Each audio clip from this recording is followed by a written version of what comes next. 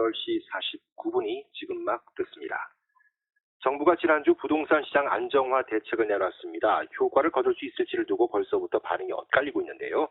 윤석열 정부 첫 번째 부동산 정책의 핵심 내용과 시장에 미칠 영향 살펴보도록 하겠습니다. 미드웨스트 대학교 리더십 부동산학 이태광 교수 연결합니다. 안녕하십니까 교수님? 예, 안녕하세요. 네, 아침 일찍 감사드립니다. 예.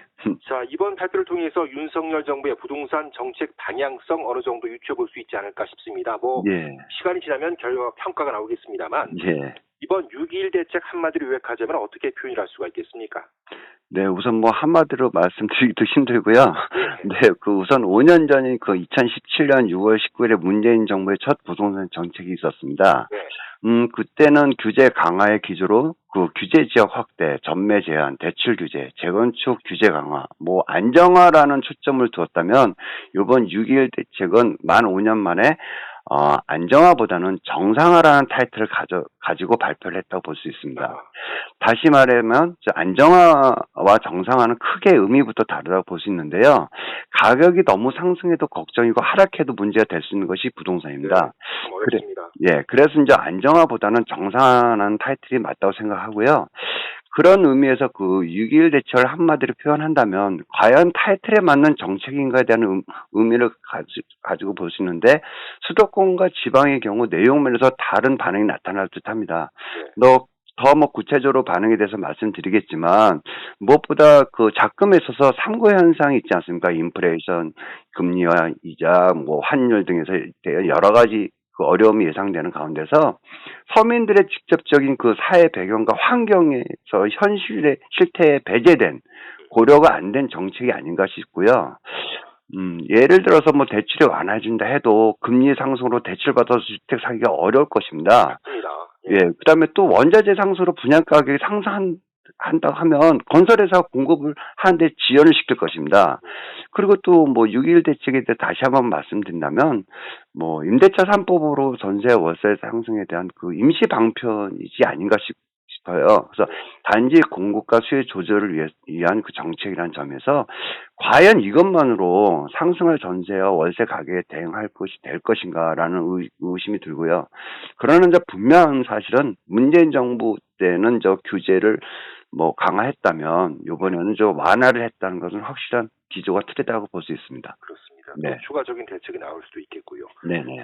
자, 오는 8월이 되면 임대차 3법 시행 2년이 됩니다. 이번 네. 정부 발표도요. 예. 시기적으로 딱 전세 대란이 올 거란 우려 때문에 만들어진 그런 측면이 있지 않습니까? 예. 자, 그렇다면 임대차 시장을 안정화하기 위해서 어떤 방안들을 내놓은 겁니까? 네, 우선 중앙정부 어느 부서에서 발표했는가를 보면요. 기획재정부, 행정안전부, 국토교통부, 금융위원회, 금융감독원, 그리고 국무조정실 6군데에서 합동 발표한 것은요. 금융부터 공급, 세제까지 모두 두루두루 그것을 손을 봤다고 보시면 될 것 같습니다. 그래서 앵커님이 말씀하신 것처럼 우선 임대차 3법에 인한 폭등에 대한 대처로 큰 정책을 크게 5가지로 볼 수 있는데요. 첫 번째는 임대료입니다. 상생 임대인 제도로 임대료를 자발적으로 5%로 올릴 경우에는 1주택자라 해도 양도세에 2년 거주 요건이 있었는데 그것을 완화해주고 그다음에 보유 특별공제라는 것도 빼줘서 1주택자라도 세를 놓으면 혜택을 준다는 거고요. 또 두 번째는 임차인한테 주는 혜택이 있어요. 월세 부담 완화를 위해서 월세 세액을 공제율을 12%에서 최대 15%가 상향 조정해서 연말 세액 공제 혜택을 준다는 것이고요. 네, 또 세 번째는 대출입니다. 규제 지역 내 담보대출 경우에는 기존 주택이 처분하고 새로 매입한 주택에 무조건 6개월 안에 전입을 해야 되거든요. 근데 6개월 안에 안 해도 2년으로 기간을 더 늘려준다는 거고요. 그다음에 또 네 번째는 실거주 규제 완화로서 분양가 상한 지역이 있습니다. 조정지역, 투기 지역에는 있는데 그 지역에는 실거주를 반드시 최초 입주 때부터 시작을 해야 되는데 이제는 입주하고 상관없이 팔기 전에 아무 때라도 2년만 거주하면 된다는 거고요. 그다음에 또 가장 크게 건설 정부에서 기대하는 게 뭐냐면 민간 건설이 임대 촉진을 위해서 그 건설회사한테 해제를 많이 혜택 준다는 것입니다. 그래서 이제 건설회사한테 이제 여러 가지 혜택을 줄 테니까 많이 지어라 그거군요. 네, 많이 지어라 이런 그런 얘기입니다. 그리고 이제 근데 이제 이와 같은 그 임대인, 임차인 그리고 건설회사 대출까지 또 작게는 크게 혜택을 준다고 해서 과연 전세 폭등을 막아보자는 정책 이게 좀 과연 먹힐까라는 또 생각이 들기도 합니다. 예. 예. 자, 실제로 시장에서 정말 이런 정책들 효과를 거둘 수가 있을까요? 어떻게 보십니까? 네, 아까 뭐 의심이 있다고 말씀드렸는데, 저는 이 정책이 수도권에서 뭐 투기 지역과 조정 지역에서 일정 부분은 좀 대비적 효과는 있다고 보여집니다. 근데 이제 다만 걱정이 되는 것은 그전보다 임차할 물건이 좀 더 늘어난다고 해서 지금처럼 인플레이션 되고 있는 상황에서는 좀 과연 잡힐까 이런 생각이 들고요. 또 이제 두 번째는 그 원자재 상승 인플레이션이 민간 임대 아파트가 과연 또 이것을 공급을 할 것인가, 어떤 혜택이 있다 하더라도 뭐 혜택보다는 어떤 그 가격이 너무 높다 보니까 그 사람들이 또 임차를 안 들을 수도 있고, 그래서 건설회사가 걱정을 해서 좀 쉽지 않을 거라 생각하고요. 이번 정책이 저는 그렇게 생각합니다. 뱃속에 맹장 걸린 사람한테 그냥 진통제 정도 주는 그런 정책이 아닌가 이렇게 생각을 합니다. 지방편이다 그 얘기군요. 네네. 알겠습니다. 네. 일단 임대주택 공급을 촉진하기 위한 정책도 내놨는데 구체적으로 어떤 개선안을 들고 나왔습니까? 네, 뭐 임대주택 공급에 대한 것도 아까 건설회사한테 혜택을 주는 건데요. 만약에 민간 건설회사가 건설을 해서 10년 동안 임차할 경우는 법인세가 현재 20%인데 20% 법인세를 받지 않겠다는 겁니다. 그리고 이제 두 번째는 22년까지 양도세 장기 특별공제라는 게 있는데 그것도 이제 뭐 안 받겠다. 그다음에 또 세 번째는 종부세가 있지 않습니까? 우리나라는 종합부동산세가 있는데 이런 것은 또 좀 배제해주겠다. 그다음에 또 네 번째는 또 건설의 미분양이 혹시 이제 건설회사 질렸는데 미분양될 거가 걱정이 돼서 안 지을 수도 있잖아요. 그때 이제 어떤 거주 여건이 모든 걸 받아주고 5년 동안은 종부세를 아예 받지 않겠다 이런 것도 있고요. 그다음에 이제 다섯 번째는 중앙정부든 지방정부 간에 그 건설회사가 지은 것을 그 정부한테 팔 때는 용적률을 올려주겠다. 이런 것들이 있습니다. 예. 알겠습니다. 교수님 시간이 별로 없기 때문에 마지막 질문 좀 드리자면 이런 대책을 쭉 보면 주로 강원도보다는 투기 지역과 대도시에 관련된 대책으로 좀 보여지거든요. 어떻게 해야지 정부 이번 대책에서 강원도를 관심적으로 좀 돌릴 수 있을지 이런 것도 좀 고민이 되는데 어떻습니까?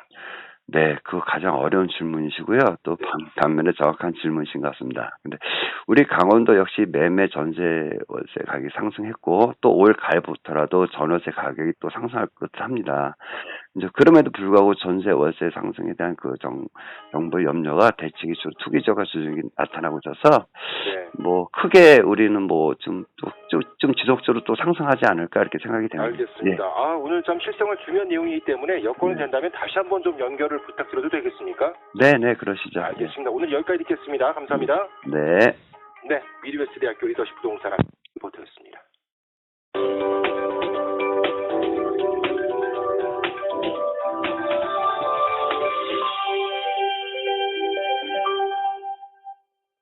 (8시 47분이) 곧 되겠습니다. 최근 정부가 새 부동산 정책을 발표했죠. 이번 정책 추진엔 전 정부의 임대차 3법이 배경으로 거론돼 시선을 모으고 있는데요. 다가오는 7월 말이면 임대차 3법 시행 2년을 맞습니다. 전셋값 급등 우려가 커지는 시점에서 나온 6.21 부동산 대책, 시장에 어떤 영향을 미칠지 예측해 보겠습니다. 오늘도 미드웨스트 대학교 리더십 부동산학 이태광 교수 연결합니다. 안녕하십니까? 예, 안녕하세요. 네. 자, 지난 화요일에 못다한 말씀 오늘 추가로 좀 들어볼까 합니다. 네. 먼저 지난번에 못 들으신 분들을 위해서 간단하게 6.21 부동산 대책에 담긴 정부의 메시지 다시 한번 정리를 좀 해주시죠. 예. 네, 부동산이라는 것이 갑자기 가격 자체가 상승해도 문제가 되고요. 급 하락해도 혼란이 있는 것입니다. 예. 그런데 이번 윤석열 정부는 부동산 가격이 하반기에부터 가격 변동을 해서 상승할까봐 염려스러운 대책을 발표한 그 정부의 메시지인 듯합니다. 그래서 그 특히 더 염려되는 것은 전월세 가격 상승이 향후에 매매 가격까지 끌어올리는 경우가 많거든요. 예. 근데 대책의 내용면에서 많은 전문가들이 이구동성으로 현실과 이격된 정책이 아닌가라는 의심을 갖고요. 또 이번 그 6.1 대책 가지고만 전월세 가격이 과연 잡히지 않을 것 같다는 의견들이 있습니다. 그 내용을 요약해 보면 임대인과 임차인에게 일정의 그 완화 정책으로 혜택을 준다는 것이 있고요. 또 건설한테 건설 혜택을 줄 테니까 건설을 좀 많이 해라. 임대 아파트를 많이 져라라는 것이 있습니다. 그런데 그 자금의 현실에 맞지 않는 부분에 대해서 굳이 말씀드리면 예를 들어 보면은 일반인들은 대출을 많이 해줘도 금리가 상승하고 있기 때문에 그렇죠. 대출 받기가 꺼려할 거고요. 네. 또 건설회사의 경우도 그 인플레이션이 되고 하다 보니까 뭐 많이 지으려도 원재재 가격이 또 폭등해서 막상 건설하기도 겁나하고 있습니다. 이제 그런데 분명한 사실은 문재인 정부 첫 그 6.19 대책 부동산 정책이 있을 때는 규제가 완전히 그 규제 정책이었는데 이번에는 윤석열 정부 첫 정책은 규제 완화 정책이라는 것이 완전히 반대라는 것은 알 수 있습니다. 예. 네. 채책보다는 당근 정책이다 이렇게 표현할 수도 있겠는데. 네, 그렇죠. 예. 과거 부동산 대책을 보면요, 뭐 네. 가구 수 할당이 많지는 않아도 공공임대주택 공급 계획이 계속 담겨 있지 않았습니까? 예, 그렇습니다. 그런데 이번에 보니까 공공임대주택 공급 대책은 빠져 있더라고요. 이건 왜 제외가 됐을까요? 예, 근본적으로 좀 그 문제점이 틀린데요. 네. 뭐 윤석열 정부와 그전 정부 둘 다 현재는 공급이 부족하다는 것을 이제 알게 됐습니다. 예. 그런데 이제 굳이 이제 다른 점이라면 윤석열 정부는 민간이 건설하는 자유경제 기조라면 그전 정부는 처음부터 마무리까지 공공이 하겠다는 그 기조 자체가 틀리다고 볼 수 있습니다. 아하.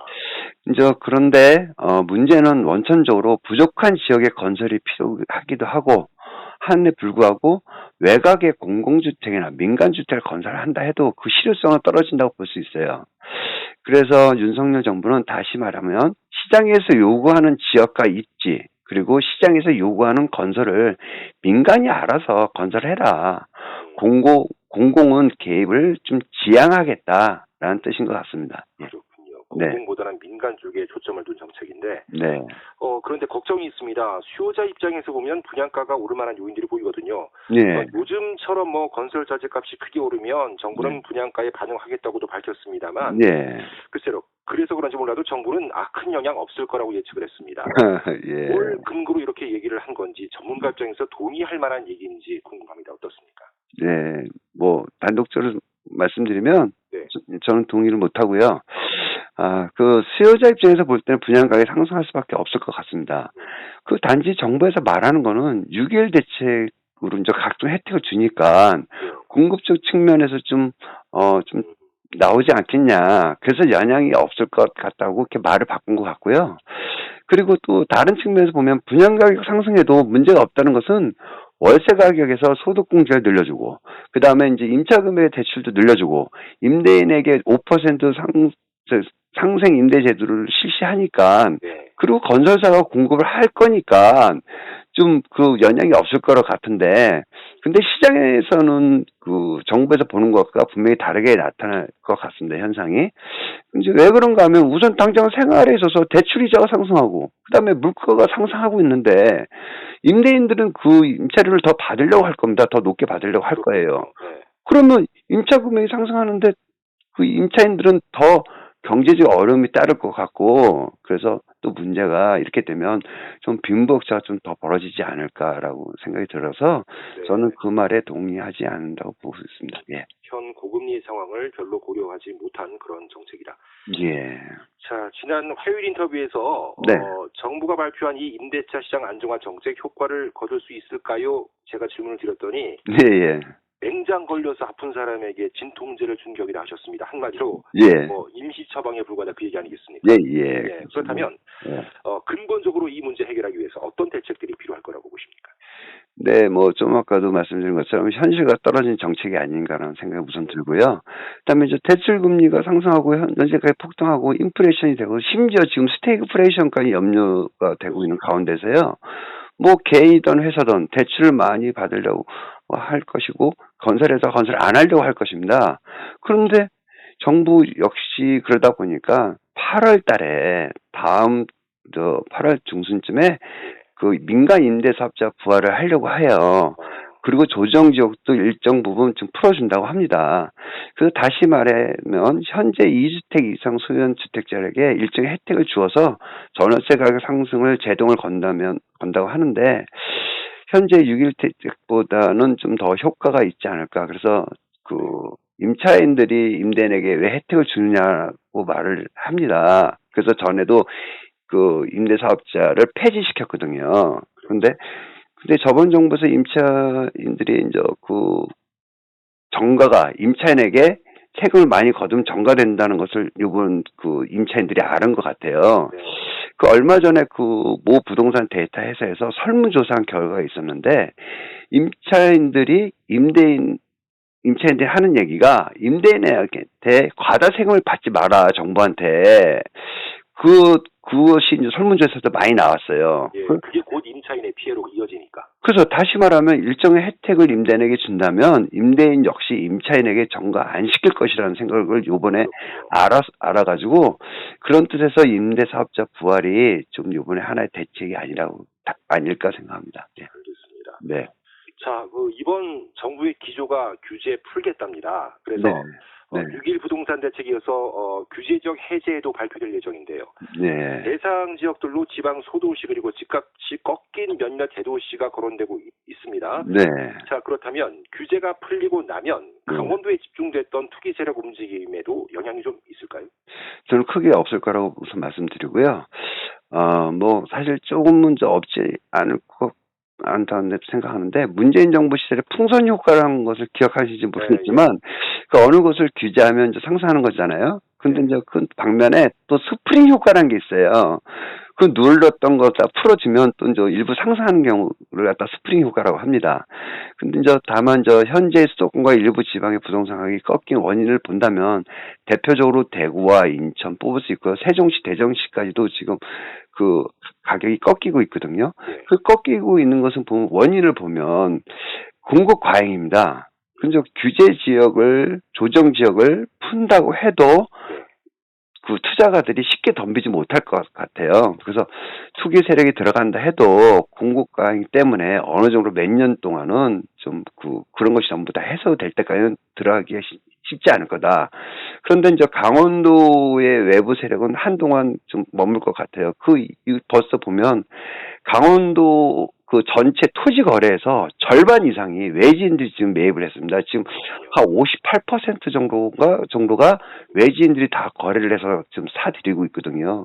그런 걸 봐서는 좀 한동안 좀 지속되지 않을까 생각합니다. 한동안은 투자 혹은 투기 대상이 되겠군요. 네네. 자, 저희가 계속 말씀을 나누는 겁니다만, 네. 무주택자들이 대출 활용해서 집을 사려고 해도 금리가 워낙 높기 때문에, 네. 그러기도 힘든 상황입니다. 한마디로, 네. 이제 영끌은 못하는 시대, 영끌의 시대가 끝난 걸까요? 네. 네, 저는 그 전부터 문재인 정부 출범 이후에 60대가 주택을 매입한 걸 또 3, 40대들이 사고 50대가 사요. 그럼 50대들이 샀다가 또 3, 40대가 사거든요. 그 다음에 또 20대가 또 샀습니다. 그러면 그 20대 이후에 누가 그걸 매입하겠습니까? 그래서 매입할 세대가 없어지고, 그런 얘기를 제가 계속 했었는데, 거기에다 지금 현재 막바지에서 금리까지 상승해버리니까, 이제 영끌 시대는 끝났다. 그래서 특히 이제 서울하고 우리 강원도 틀린 점이 뭐냐면, 서울의 주택 가격은 평균 가격이 12억입니다. 그러면 뭐 대략 잡아 대출 50%라고 하면 6억에 대한 이자를 많이 내야 되고, 그 다음에 이제 우리 강원도 같은 경우는 평균 가격이 2억이 좀 넘거든요. 그러면 1억에 대한 이자는 부담이 덜 할 것이고, 이런 좀 지역적으로 국지적으로 좀 틀린 현상들이 있는데, 이제 수도권 같은 데는 좀 영끌은 끝났다고 보고 또 걱정되고 해서 정부에서도 이런 분들한테 좀 생각을 해야 되지 않나 생각합니다. 알겠습니다. 예. 오늘 말씀 잘 들었습니다. 네. 네, 미드웨스트 대학교 리더십 부동산학 이태광 교수였습니다. 네.